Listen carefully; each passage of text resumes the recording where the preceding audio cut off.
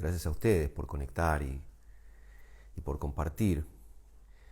La verdad es que me acostumbré tanto a contarles cuentos a otras personas que cuando ahora me agarro un libro y me pongo a leer para mí solo, me parece que me falta algo, me parece que estoy siendo mezquino.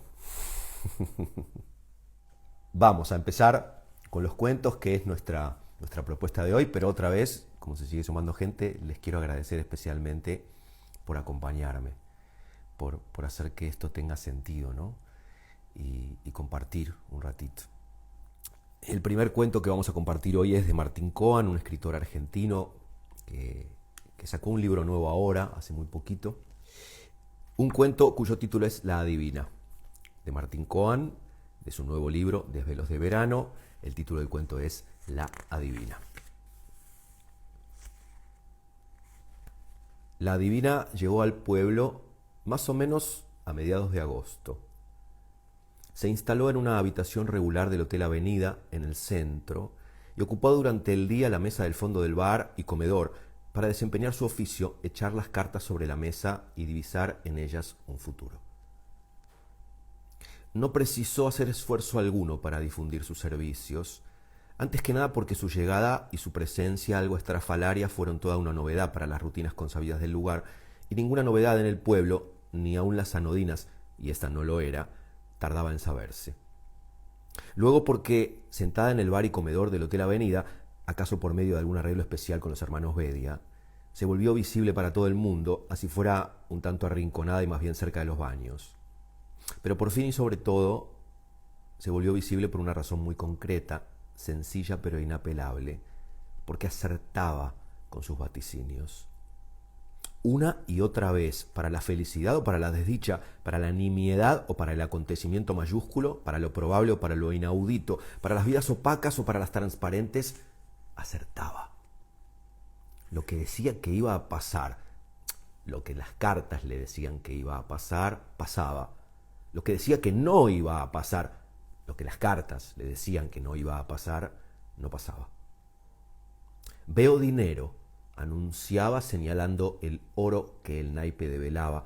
Veo un golpe, un accidente en la ruta, adelantaba, leyendo los bastos que acababa de destapar. La noticia fue y vino por el pueblo entero apenas en 1 o 2 días, que la vida es más atractiva si se carga de incertidumbre, que importa cuando se vuelve aventura y por ende no se deja prever, parecieron de repente ser apenas tonterías o formas de la resignación, en todo caso, ante el hecho incontestable de que lo porvenir siempre se ignora. Pero pudiendo saberlo, como ahora se podía, pudiendo pagar para conocerlo de boca de la adivina, nadie dejó de encontrarlo preferible. Para todos fue evidente que siempre es mejor saber. Incluso los más escépticos acabaron finalmente por acudir a ella, así fuera sin deponer los argumentos de su displicencia. Sabe decir cosas vagas pero sugestivas, por eso parece que la emboca. Y hasta el bueno de Pistarino, que la iba de científico, atinó a predecirle la adivina. Era las 8 de un jueves, el lugar estaba lleno. Días antes de que quebrara la empresa de su hermano en la capital, que los oros abundantes no estaban expresando riqueza, sino todo lo contrario, porque había demasiados bastos que en verdad los contrarrestaban. No se trataba de ver nada más, sino de saber entender. Empezó a llegar gente de los pueblos aledaños para consultar a la adivina. Se alojaban, ¿dónde sino? En el Hotel Avenida. La dinámica social de la región empezó así a transformarse. La vida no puede transcurrir de igual modo entre gente que ya sabe lo que le espera que entre gente que no lo sabe. A la tercera semana, en la misa del domingo, ante una concurrencia visiblemente mermada, el padre Héctor la declaró hereje. La llamó bruja y no adivina, y sentenció su grave afrenta en contra de Dios. Los designios de Dios son insondables, estableció el padre Héctor, y a eso había que atenerse. El sermón sonó fulminante, pero no logró surtir efecto. Incluso le jugó en contra al cura, porque ante la alternativa por él planteada, la de un Dios que no dice nada y una bruja que lo dice todo, Aún sus más persistentes fieles encontraban preferible la segunda opción. Quien acude a la bruja condena su alma, bramó el padre Héctor en el siguiente sermón ante un auditorio ya muy escaso y levemente risueño, que encontró la manera de persignarse y al mismo tiempo encogerse de hombros. Cualquier amenaza que lanzara desde el púlpito, por intimidatoria o por feroz que fuera, caía en la inofensividad más absoluta. Quienes habían perdido el miedo al futuro, se lo habían perdido también a Dios. Y antes que a Dios, al padre Héctor. Un martes al anochecer, algo antes de la hora de la cena, se abrió de par en par la doble puerta de madera y vidrio del bar y comedor del Hotel Avenida, y entre la respiración que se les detuvo un poco a todos, se vio que era el cura el que venía. Y venía, ¿a qué sino? A ver a la divina. Caminó lentamente entre las mesas, empujando para poder pasar el silencio y la sorpresa y la incredulidad general. Cuando llegó hasta el final del salón y quedó de pie frente a la divina, fue imposible no contrastar los colores animados de la mujer, verdes y rojos destellantes en la camisa y en las pulseras, con el negro plúmbeo de la sotana del padre. «Vengo a que me tire las cartas», dijo el sacerdote, y brotó un murmullo en el lugar.